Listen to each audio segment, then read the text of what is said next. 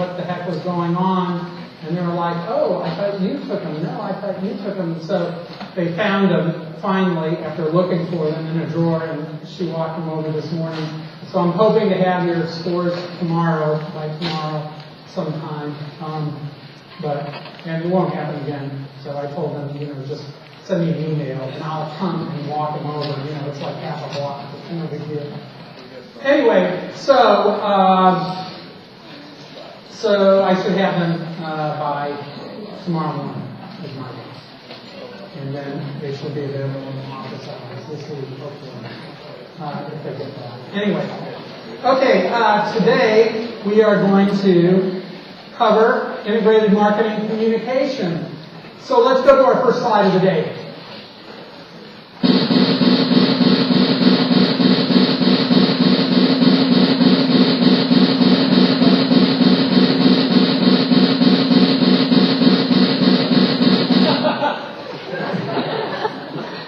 A special effect with no purpose whatsoever. I apologize. I don't even know. Some TA was trying to jazz up my slides and put that in there, so I just leave it there. Just break the monotony. The main thing is, the idea is to integrate communication so it has the same creative elements. So if we're using advertising and personal selling and all these different elements that we're going to talk about, then you want to have the same communication message in each, reinforcing one another. Studies have shown that, for instance, there's been a study done with advertising and point-of-purchase displays, or sales promotion, showing that using the same cues in both produces a synergistic effect that leads to much higher recall of the message. So anyway, so just remember, it's really the concept of integrating the message across all these different promotional areas. So let's go. So we're going to talk about these four elements. Though we think of leaflets dropped from a plane as propaganda, like in wartime, it's actually defined as similarly to advertising, only propaganda is from an unidentified sponsor. Advertising is from an identified sponsor, but it's a paid form of non-personal communication from an identified sponsor.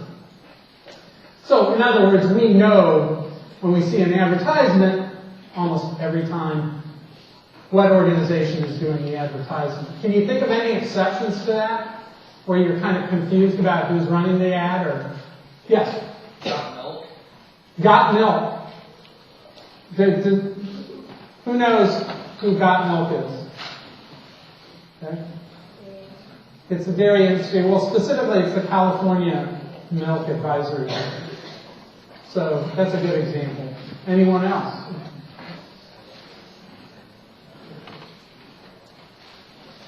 I should have said for Got Milk, it's the tobacco industry. Surprise! Isn't that weird?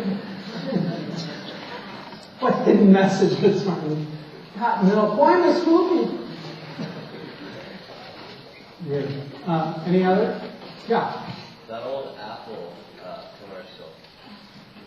The old Apple commercial. Yeah. Now you're talking about the fruit? Sir? Computer. Oh, the computer. Okay. Because I wasn't sure. Well, I guess if you say it's the old Apple commercial, then you did know who it was who was running the commercial. I saw it on TV. Because you saw it on screen. Okay. Any other examples? Okay. Apple? I think sometimes political commercials, sometimes when they're like attack ads, can we afford the risk? And, about somebody, and it's paid for by the Citizens for Small Children and Small Animals. It's always or taxpayers who want effective representation. It's always the name of an organization you couldn't possibly be against, right? Citizens for Responsible Energy, and it's the coal industry, something like that. So, but generally speaking, we know who's doing the advertising. Okay, let's go on to the next slide. Personal selling is two-way, face-to-face communication.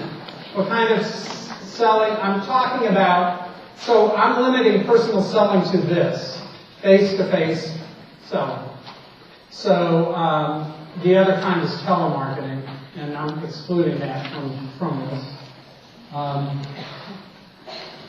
Let's go on to the next slide.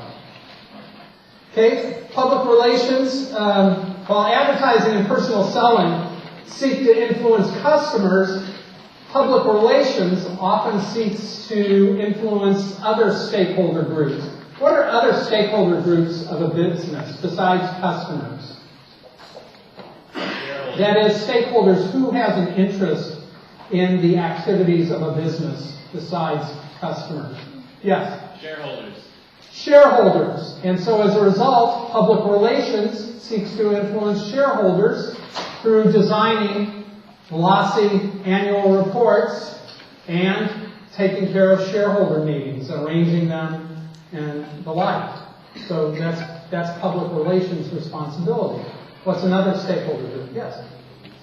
Employees. Sometimes public relations seeks to influence employees or influence potential employees. So sometimes I have guest speakers who will come to my class.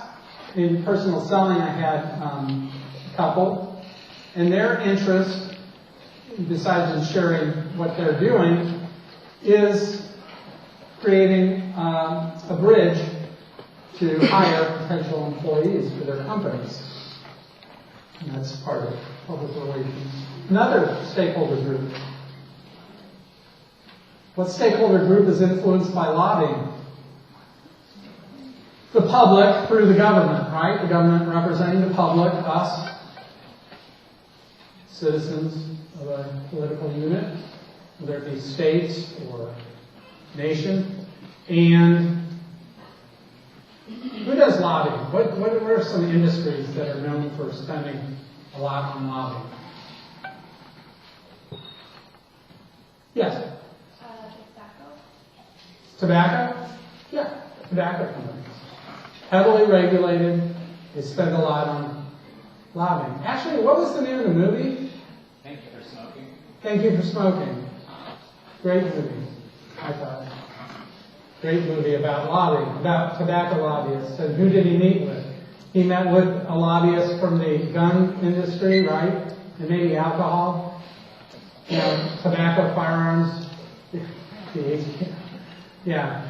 That's basically, those would be three industries. Any industry that's heavily regulated. Oil industry. What about the WNBA? Do they do lobbying? I'm asking you. I'm standing right here. My name is Joel. Does the WNBA do lobbying? You don't watch basketball, but you watch the lobbying channel, don't you? You know, I'm just kidding. Okay, I don't know either. So it's good on that. Okay. Publicity I've included here. Sometimes it's its own separate element, but I'm including it under public relations because it seeks to sometimes influence people outside of potential customers. And, okay. So, what is publicity? Somebody give a shot at the definition. Yes? No? Yeah. It has to do with painting a certain image for your company so that, like, when people hear your name, like, they Well, think about you in a certain way. Well, hopefully it's positive. Right. But it doesn't have to be. So it's communication through media that's not paid for. So it's like advertising, only it's not paid for in the media. So TV news channel does a story on a product or a firm. It could be positive, you know. So publicity could be negative too, but we're talking about seeking to use it for positive effect. Let's go on to the next element. The key here to remember is short term. short-term activity, sales promotion. So POP, which is point of purchase, that is a short-term type of thing. A coupon is short-term. A sample is done for a short period of time. Contests are limited. And these can seek to influence either consumers or retailers. So sometimes promotion is aimed at retailers. We'll talk a lot more about sales promotion in Wednesday's episode. Let's go to the next slide. So, as I said before, the goal is to have all the elements working together so that you have the same message hitting different constituencies or the same ones from different sources. Let's go to we're going to talk about each of these factors and how it influences the promotional mix. The promotional mix is the percentage that we rely on one type of promotion versus another. So think about it as a budgeting problem. How much are we going to devote to personal selling, to PR, to advertising, to sales promotion? That's what we're talking about when we talk about the factors that influence the promotional mix. Let's go to the next slide. Okay, so it starts with the audience. Shareholders other than consumers, we've already talked about this. Public relations is used. For channel members, personal selling is used. Why is personal selling the main promotional vehicle when targeting channel members, or think retailers?